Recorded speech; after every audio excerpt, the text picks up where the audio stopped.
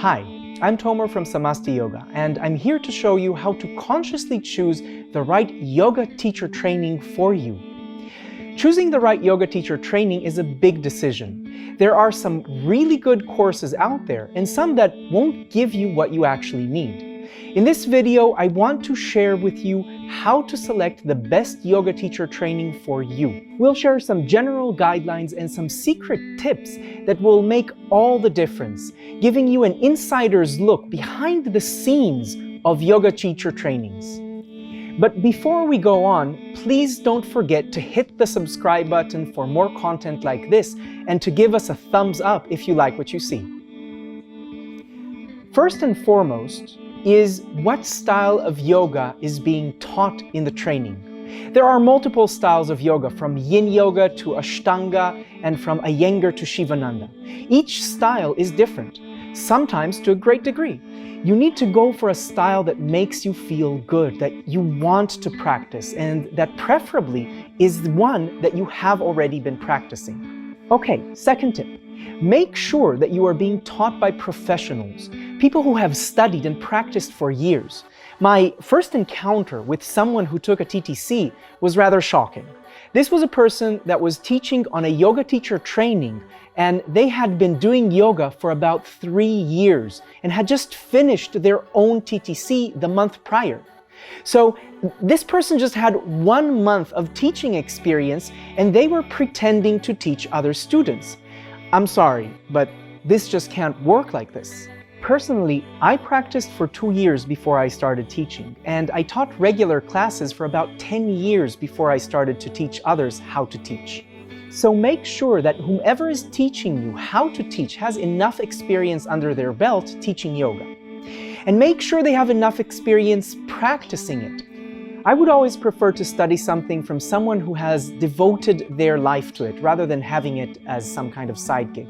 Make sure your potential teacher is a living embodiment of what they teach. Make sure they have really practiced what they are preaching. For example, I just told you that I had practiced yoga for 2 years before starting to teach. Well, I was practicing about 8 to 10 hours per day. That was my life.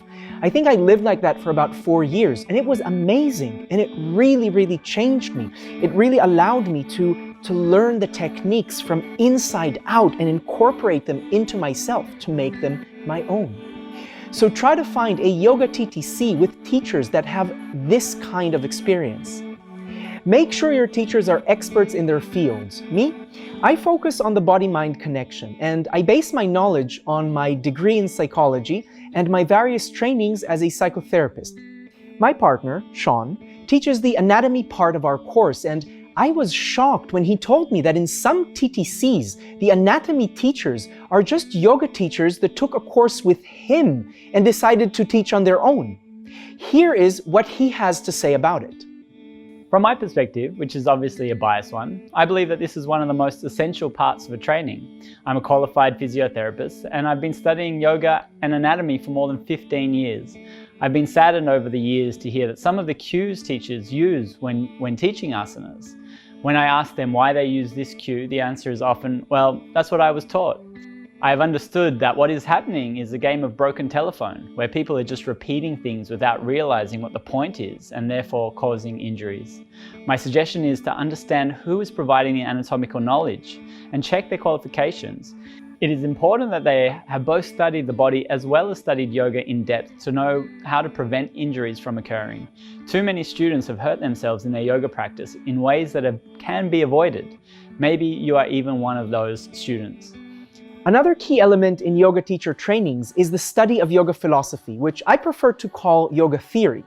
If you take the course with me, you'll understand why in depth, but in short, philosophy is something that comes from thinking about things or just repeating book knowledge, and a theory is how we explain our experiences, which is more practical and experiential. What I found in many yoga teacher trainings is that people either teach without having experienced things themselves, or that they don't research enough what their experiences actually mean. How can someone teach you about higher states of consciousness if they've never experienced them themselves? I claim they can't. I can share with you that until I had my first experiences of no mind, which are not really phenomenal. Let's be frank about it. What the Tibetans call emptiness. Until that point, I had no way of understanding what it meant, and I thought I got it. You want teachers that have experienced the things that they are talking about. If someone's avoiding a direct question, if they had this kind of state or not, then they didn't. Especially because there's nothing to be proud about it. So the idea of I'm so humble, I won't tell you what I've experienced doesn't really apply here, even though to other states of consciousness it might apply. Another aspect of yoga philosophy teachings to look for is how wide your teacher's perspective is, and if they studied comparative philosophy or they just repeat one book.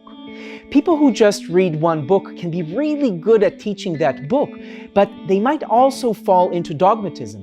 You want to avoid teachers that say this is yoga, or in yoga, this is how things are done, or this is the basis of yoga. Yoga was never one tradition, and the traditions were in constant communication and argument one with another. If your teacher cannot present the conflicting views and different beliefs, then I would suspect that they believe too much that they know the truth. We at Samasti have studied multiple yogic lineages. We have based our studies on academic research and critical editions of the various traditional yogic texts. And though it's not necessary to go as deep as we went, you also don't want to study from someone who has never ventured to these depths, that only studied some modern manuals. You don't want that in your yoga teacher. The length of the training is another essential area. The official amount of hours the Yoga Alliance requires is 200 hours, and of this they are only demanding that 180 be in front of a teacher. The other 20 hours can be from a book. This is the bare minimum. Some trainings find workarounds to shorten the length of the course by saying some areas are self-study, or that they actually fake the curriculum. You need to make sure how many hours you actually get to be taught by the teacher in person rather than just from the book. Another key element is the practicum. The practicum is the part where you get to practice teaching and get feedback directly from the teacher. This is essential because we learn by doing. Without enough hours of practicum, you'll be sent out into the world either not ready or not feeling ready. Unfortunately, this requires a lot of attention and effort on the sides of the teachers. Many schools give you a very limited time to practice teaching. I've seen schools where your practicum is only 1 hour long and is actually divided by 4 students, and that means that each will only get to teach for 15 minutes. This way they can assess many students at once, but this is an unfortunate thing as you won't be graduating with any real experience teaching a full class. With Samasti Yoga, our course goes for a full 29 days in order to ensure that everyone will have the opportunity to teach at least 2 one-hour classes in front of a teacher and to their peers, in order to get feedback and be ready to go out into the world and teach yoga. Another important aspect is the amount of students in a course. We can look at a yoga class, for instance, and think since there are so many students, it must be good because it's popular. But in this way, the teacher will not have enough attention to make the necessary adjustments to correct any errors. The same issue is amplified in a yoga teacher training. It is crucial that the errors are corrected at this level, as you will be leaving the training with the possibility of teaching others. The other possibility is that the course can be too small, so you don't get the opportunity to see different body types. Teaching people with different amounts of strength, flexibility, and experience makes you a more rounded teacher, able to understand the needs of each student. We have found that there is a nice balance between 15 to 25 students in order to fulfill these needs.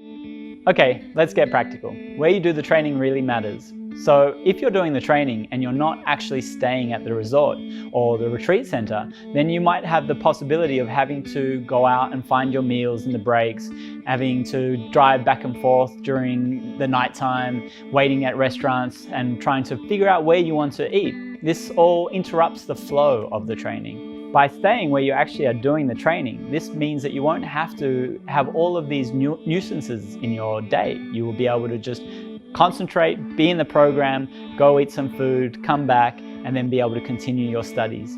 Imagine you are doing a class and you suddenly are having some higher states of consciousness or going deeper into the practice, or maybe even feeling a little bit like withdrawing. If you have to then leave and go enter into the outside world, this might take you out of this state. The other thing that we have found is really important is to feel safe during the training. This allows you really to relax and surrender. So once again, if there's a lot of movement and shifting and insecurities about where your next meal is going to come from, what you're going to do, how you're going to get home, traveling with cars, bikes, traffic, all the rest of it, this might detract a little bit from your experience. Another thing to be aware of is the hidden costs. Sometimes paying less means you pay more at the end.